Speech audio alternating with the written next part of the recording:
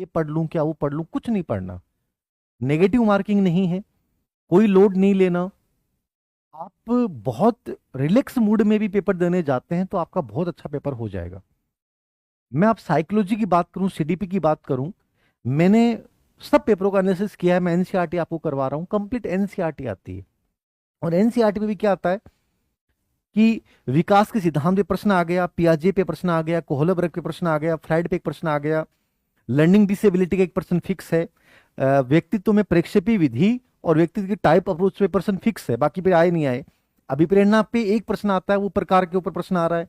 निर्मितवाद पे एक प्रश्न आ रहा है, चिंतन में क्रिएटिव चिंतन से रिलेवेंट एक प्रश्न आ रहा है, समस्या समाधान के ऊपर लगभग एक प्रश्न आ रहा है, उसके सोपान के ऊपर प्रतिभाशाली और सृजनात्मक बालक पे दो प्रश्न आ रहे हैं, व्यक्तिगत भिन्नता का अर्थ प्रकार पे एक प्रश्न आ रहा है, समायोजन डिफेंस मैकेनिज्म पे एक प्रश्न आ रहा है, स्टर्नबर्ग बुद्धि का सिद्धांत, हार्वर्ड गार्डनर थॉर्नडाइक बुद्धि का सिद्धांत, निष्पादन परीक्षण और बुद्धि के सूत्र के ऊपर एक प्रश्न आ रहा है।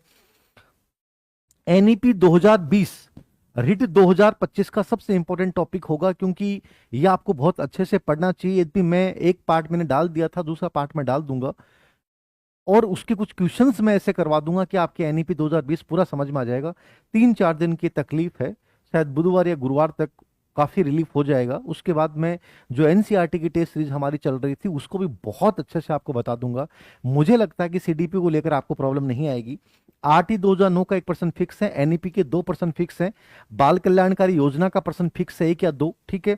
मूल्यांकन के ऊपर एक प्रश्न आएगा जो आपके सब्जेक्ट के टीचिंग मेथड में भी आपके लिए फायदेमंद है। क्रियात्मक अनुसंधान एनसीएफ 2005 में से कई पेपरों में प्रश्न पूछ लिया गया, कई में नहीं आया, बट दोनों बहुत छोटे छोटे बिंदु हैं। टीचिंग लर्निंग प्रोसेस से ब्लूम टेक्सोनॉमी पढ़ के जाना है। मतलब जो मैंने एनालिसिस किया कि सीडीपी में यहां से प्रश्न आ रहे हैं, आप ऐसा ही एनालिसिस पर्यावरण में भी कीजिए, आप अपने सब्जेक्ट में भी कीजिए। और आरबीसी का जो ब्लूप्रिंट है उससे आपको एक बिंदु भी हटना नहीं चाहिए। राजस्थान बोर्ड की किताबें जो आपने छठी 7वीं 8वीं की किताबें हैं उनको एक बार सरसरी तौर पे जरूर निकाल के जाओ। शब्दावली जो आएगी वो कंप्लीटली वहीं से आएगी। अब अनावश्यक पैनिक हो जाओ कि सर मेरा रिट नहीं होगा, ऐसा कदापि नहीं हो सकता। डर जाना पहले परीक्षा से पहले सबसे गंदा होता है। तो मैं आपको कुछ यही कहूंगा कि जो आपने पढ़ रखा है उसी को थोड़ा सा एक बार दोबारा से पॉजिटिवली पढ़िए।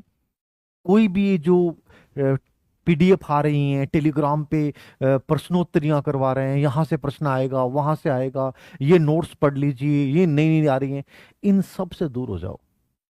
मैं तो ये कहता हूं कि मैराथन क्लासेस से भी दूर हो जाओ, जबकि मैं खुद भी आपको यूट्यूब पे करवा रहा हूं। उसके बावजूद मैं पहला बंदा हूं जो ये कह रहा हूं कि यदि आपका सिलेबस नहीं हुआ है तो उस टॉपिक को सेल्फली पढ़ो आप। और कुछ नहीं करने की जरूरत है, वो राजस्थान बोर्ड की किताबों को एक बार सरसरी तौर पे निकाल लो।